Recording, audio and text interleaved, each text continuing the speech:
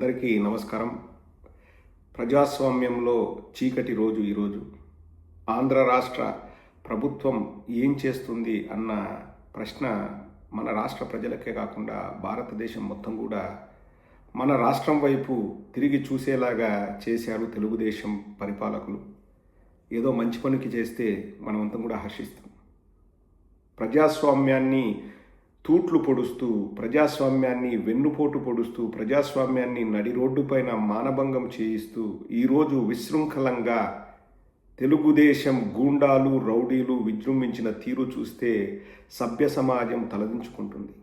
ప్రజాస్వామ్యం అపహాస్యం పాలైంది. ప్రజాస్వామ్యం కూనీ కాబడ్డది. ప్రజాస్వామ్యాన్ని గుంత తవ్వి పాతిపెట్టారు ఈ తెలుగుదేశం నాయకులు.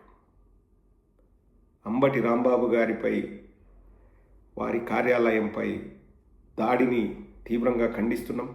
అంబటి రాంబాబు గారిపై జరిగిన హత్యాయత్నం ప్రజాస్వామ్యంపై జరిగిన హత్యాయత్నం.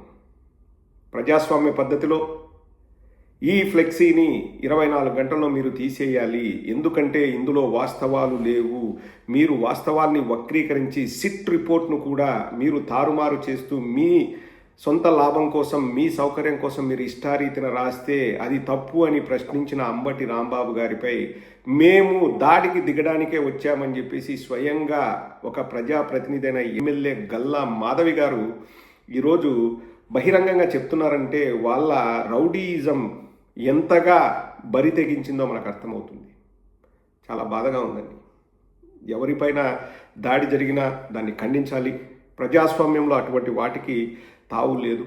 కానీ ఇక్కడ నాకు మరీ బాధగా అనిపించింది ఏంటంటే, కర్రలు, రాడ్లు, కత్తులు, గొడ్డళ్ళు పట్టుకొని పోలీసుల ముందరే ఇలా వాళ్ళు వీరంగం సృష్టిస్తుంటే మాజీ మంత్రివర్యులకే, వారి ప్రాణాలకే భరోసా లేదంటే సామాన్యుల పరిస్థితి ఏంటి? ఇదే మనం కోరుకున్న సమాజం. కులం పేరుతో, మతం పేరుతో, దేవుడి పేరుతో రాష్ట్రంలో చీలికలు తీసుకురావడమే కాకుండా, ప్రజల మధ్య అంతరం ఏర్పరచడమే కాకుండా, వర్గాలుగా విడిపోయి కొట్టుకుందాం, కులాలుగా విడిపోయి కొట్టుకుందాం, మతాలుగా విడిపోయి కొట్టుకుందామని ఈ తెలుగుదేశం వాళ్ళు చేస్తున్న ఈ డ్రామా చూస్తే అండి ఎవరైనా కానీ అసహించుకుంటారు.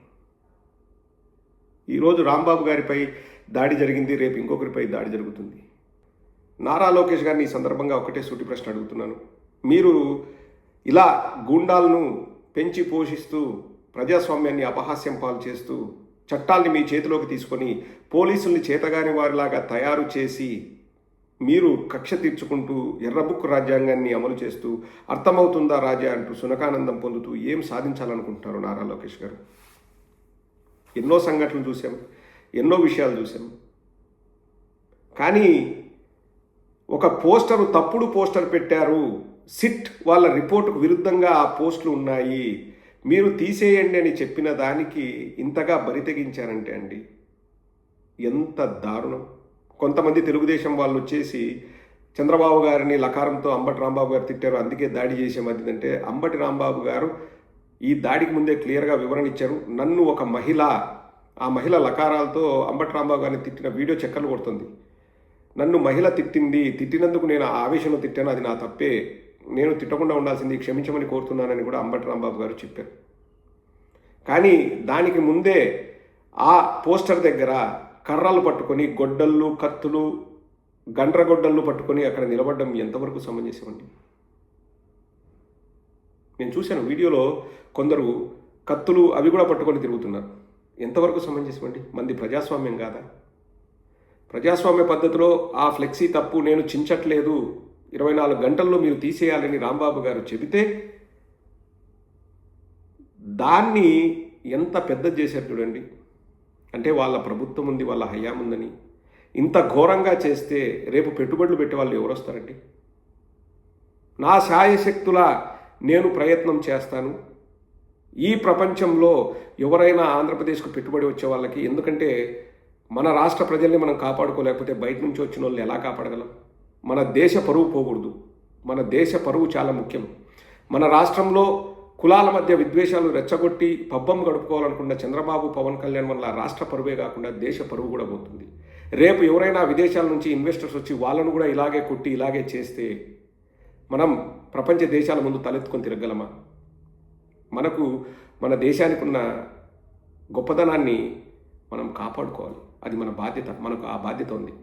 సో ఆంధ్రప్రదేశ్ అన్నది పెట్టుబడులు పెట్టడానికి అనువైన ప్రదేశం కాదు. సామాన్యులకే దిక్కు లేదు. మంత్రి లాంటి పెద్ద పెద్ద పొజిషన్లో ఉన్న వాళ్ళకి, పనిచేసిన వాళ్ళకే దిక్కు లేదు. ఇంకా ఇన్వెస్టర్స్కు దిక్కుంటుందా? వంగవీటి రంగ, ముద్రగడ పద్మనాభం, అంబటి రాంబాబు ఇంకెన్నాళ్ళు, ఎన్నేళ్ళు ఈ దాడులు? టీడీపీ వాళ్ళకి ఇదేం కొత్త కాదండి. మరి ఎందుకో వాళ్ళకి ఒక వర్గం వారిని చూస్తే చిన్న చూపు, వారిని ఎప్పుడూ అనగదొక్కాలని తరతరాలుగా ఉందండి. ఇదేం కొత్తగా ఉండేది కాదు. ఆ రెండు వర్గాల మధ్య యుద్ధాలు అనేటివి ఎప్పటి నుంచో ఉన్నాయి. కానీ వాళ్ళకు అధికారం ఉంది అని చెప్పేసి వాళ్ళు ఇష్టారీతిన విర్రవీగుతూ ఒక వంగవీటి రంగ, ఒక ముద్రగడ పద్మనాభం, ఒక అంబటి రాంబాబు, ఎంతమంది ఇంకా బలి కావాలి? 2 నెలల క్రితమే మనం చూసాం. నెల్లూరు డిస్ట్రిక్ట్ కావలిలో అనుకుంటా ఒక వ్యక్తి, హరిశ్చంద్ర ప్రసాద్ అనే వ్యక్తి, నెలల బిడ్డ కలిగిన తండ్రిని కారుతో గుద్దించి చంపాడు. ఎందుకు చంపాడు అంటే వాళ్ళ భార్యను రా నా దగ్గర పడుకో అంటే ఆమె పడుకోను అని చెప్పినందుకు భర్తను గుద్దించి చంపాడంట. ఎంత కర్కశ ప్రభుత్వం ఉందో చూడండి. ఇదన్నిటికీ కారణము మేము అధికారంలో ఉన్నాము, ఎర్రబుక్కు రాజ్యాంగం అమలవుతుంది, మేము ఇష్టారీతిన చెలరేగిపోతాము అనేది వాళ్ళ భావన. బలమైన మదంతో, ఖండ కావరంతో వాళ్ళు కొట్టుమిట్టాడుతున్నారు. ప్రపంచంలో ఏ కంపెనీకి కూడా ఆంధ్రప్రదేశ్లో పెట్టుబడులు పెట్టడానికి అనువైన సమయం ఇది కాదు. మా ప్రభుత్వం వచ్చిన తర్వాత శాంతియుతంగా రాష్ట్రాన్ని మేము పరిపాలించేటప్పుడు తప్పకుండా పెట్టుబడులు అనేవి వస్తాయి. ఇలాంటి వాతావరణం ఉంటే ఆ పెట్టుబడి పెట్టే వాళ్ళని కూడా వీళ్ళు సామాన్యంగా వదిలిపెట్టే రకం కాదు. ఇది ఫస్ట్ టైం అండి. ఇంతకుముందు చంద్రబాబు నాయుడు హయాంలో ఇట్లా జరిగేటివి కాదు. నారా లోకేష్ ఎర్రబుక్కు రాజ్యాంగం అని ఎప్పుడు చెప్పాడు? మన రాజ్యాంగానికి, అంబేద్కర్ గారు రచించిన రాజ్యాంగానికి తూట్లు పొడుస్తూ ఇటువంటి ఘోరమైన, హేయమైన, నీచమైన పనులు చేయడం సభ్య సమాజం తీవ్రంగా ఖండిస్తుంది. We stand with Ambati Rambabu garu. ఆ ఆఫీసు అక్కడ ధ్వంసమైన ఫర్నిచరు, పూల కుండీలు, వెంకటేశ్వర స్వామి పటాన్ని కూడా పగలగొట్టారండి. అన్నిటికంటే దురదృష్టం ఏంటంటే వెంకటేశ్వర స్వామి పటాన్ని కూడా, గోడకున్న వెంకటేశ్వర స్వామి పటంలో ఆ అద్దాలన్నీ పగలగొట్టి దేవుడేం చేశాడండి? చాలా దురదృష్టకరం, బాధాకరం. అన్నీ ఓపికతో భరిస్తాం. తగిన సమయం వస్తుంది. వీళ్ళు ఈరోజు అధికారంలో ఉన్నారని విర్రవీగుతున్నారేమో. ఎల్లకాలం మీదే ఉండదు. నారా లోకేష్ గుర్తుపెట్టుకో. ప్రపంచవ్యాప్తంగా ఈ జరిగిన ఘోరాన్ని, ఈ నేరాన్ని మాకు వీలైనంతగా ప్రపంచవ్యాప్తంగా అందరికీ చెప్పే ప్రయత్నం అయితే మేము ఖచ్చితంగా చేస్తాం. ఎందుకంటే మాకు ఆంధ్ర రాష్ట్రంలో ప్రజాస్వామ్యం ఉందని మేము అనుకోవట్లేదు. అక్కడ పోలీసు వ్యవస్థ వారి పని వారు చేయగలుగుతున్నారని మేము అనుకోవట్లేదు. లా అండ్ ఆర్డర్ నిర్వీర్యం అయిపోయింది. రాష్ట్రం రావణ కాష్టం అవుతుంది. జంగిల్ రాజ్యం వెళ్తుంది. We stand with Ambati Rambabu garu. ప్రజలందరూ, సామాన్యులందరూ కూడా మీ మాన ప్రాణాలకు మీరే భద్రత, మీరే రక్షణ కల్పించుకోవాలని కోరుకుంటూ, ఇటువంటి వాటికి ప్రజాస్వామ్యంలో తావు లేదు. We stand with Ambati Rambabu garu. Thank you.